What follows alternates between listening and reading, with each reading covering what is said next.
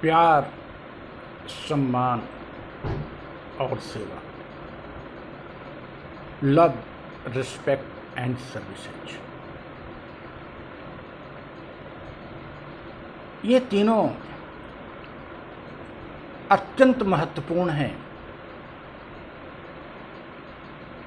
जिसे प्राप्त होता है प्यार, जिसे प्राप्त होता है सम्मान और जिसे प्राप्त होता है सेवाएं, वह अपने को खुशनसीब मानता है, भाग्यवान मानता है। लेकिन हम बात करते हैं जो इसे देता है। The person who loves other, the person who respect other and the person who give services to others, वे और भाग्यशाली हैं, because they feel happiness, they feel pleasure, they feel internal pleasure in themselves. जो लोग इन्हें देते हैं प्यार, सम्मान और सेवाएं दूसरों को, वे और भाग्यशाली हैं, क्योंकि वे आंतरिक आनंद की अनुभूति करते हैं जिसकी कोई तुलना नहीं।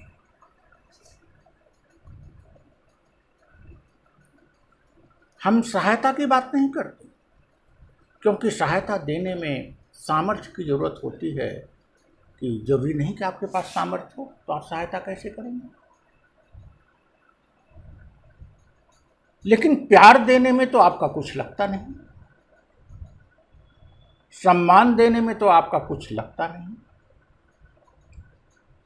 और सेवा देने में भी आपका कुछ लगता नहीं, आपका श्रम लगता है।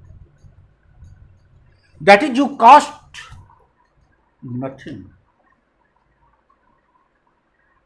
and achieve a lot, but these should be unconditional. अगर आपने किसी से प्यार किया और उसका रिटर्न चाहते हैं, सम्मान किसी को दिया, आप उसका रिटर्न चाहते हैं, आप किसी को सेवाएं दिए, उसका रिटर्न चाहते हैं, तो ये आंतरिक हैप्पीनेस समाप्त हो जाता है, वह बाह्य समीकरण हो जाता है और उसका कोई अर्थ नहीं रह जाता। जिस आंतरिक प्लेजर की बात मैं कर रहा हूं, I mean giving love, giving respect and giving services to anybody unconditionally, अनासक्त भाव से, बिना किसी शर्त के। यह सबसे बड़ा सुख है, सबसे बड़ा प्लेजर है, यह अनुभूति है। It is a feeling. यह ऐसी अनुभूति है जो आपकी आत्मा को तृप्त करती है। एक उदाहरण देता हूं। मां बेटे को प्यार करती है जब वो छोटा होता है, उसकी कोई कंडीशन नहीं होती, और उस प्यार करने में, या आप भी किसी को प्यार जब करते होंगे बच्चे को, तो उससे कोई अपेक्षा तो है नहीं, तो आपको कितना प्लेजर मिलता है। लेकिन वही बच्चा जैसे से बड़ा होता है और माँ उससे कुछ अपेक्षा करने लगती है, और उस अपेक्षा के सापेक्ष प्यार जब हो जाता है, तो उसके अनुभूति, उसके आनंद में, उसके प्रसन्नता में कमी आती जाती है। क्यों? क्योंकि बच्चे के बड़ा होने पर माँ की कुछ अपेक्षाएं होने लगती हैं, और ये अपेक्षाएं उसके आंतरिक सुख को, उसके आंतरिक प्लेजर को बाधित कर देती हैं। इन द सेम मैनर एक बच्चा अपने पेरेंट्स को सम्मान देता है। Children almost respect their parents, कोई शर्त नहीं होती उसकी, वो उनको सम्मान देता है, पापा मम्मी, पापा मम्मी। लेकिन जैसे जैसे बड़ा होता है तो वह रिस्पेक्ट देने में कुछ अपेक्षा करने लगता है, और उसके आनंद में कमी आती जाती है।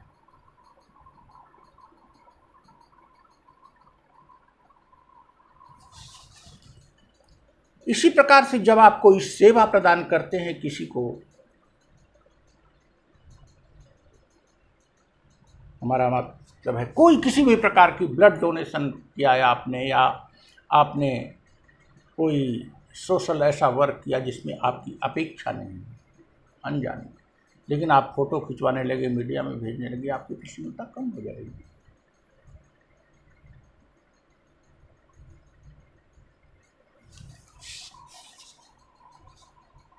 Love, respect and service to others without any condition give a lot of pleasure, a lot of happiness.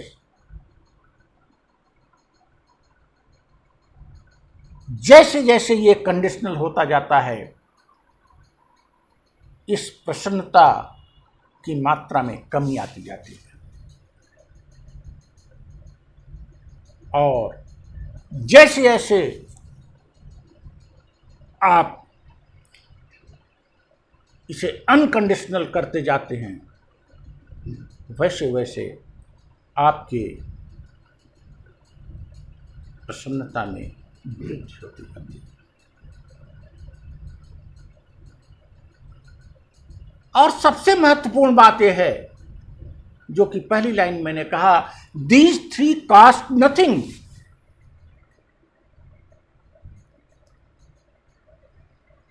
इनमें आपको घर से पैसे निकाल के नहीं देना है, किसी को सामान नहीं देना है, यह आप अपने कंडक्ट से कर सकते हैं, अपने आचरण से कर सकते हैं, अपने कर्मों से कर सकते हैं, और अद्भुत प्रसन्नता की अनुभूति कर सकते हैं।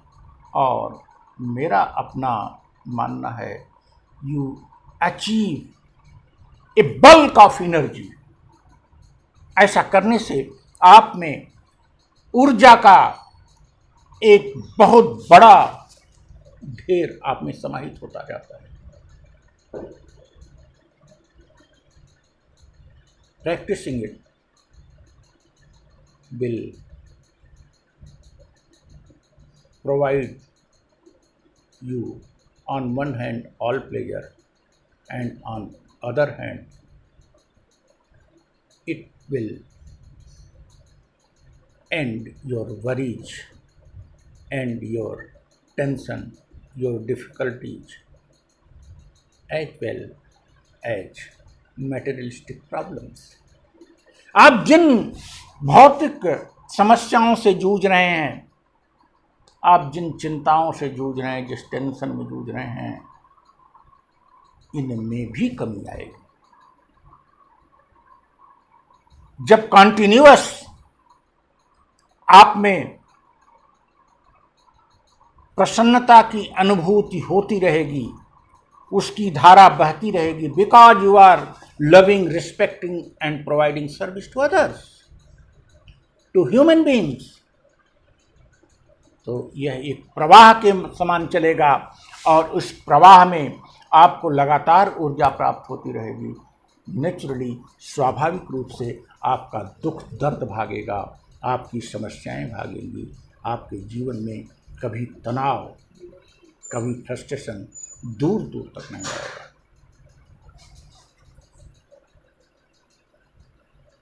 That's why I advise all our fellow human beings to follow this, not only in principle, not only in thinking, but in practice and conduct too. हम अभी सभी मानव समुदाय के सभी लोगों से अनुरोध करते हैं कि वे इस चिंतन को न केवल स्वीकार करें, अपितु इस चिंतन को कार्य रूप दें, इसको अपने आचरण में ले आवें, तथा अद्भुत आनंद की प्राप्ति करें। Thank you.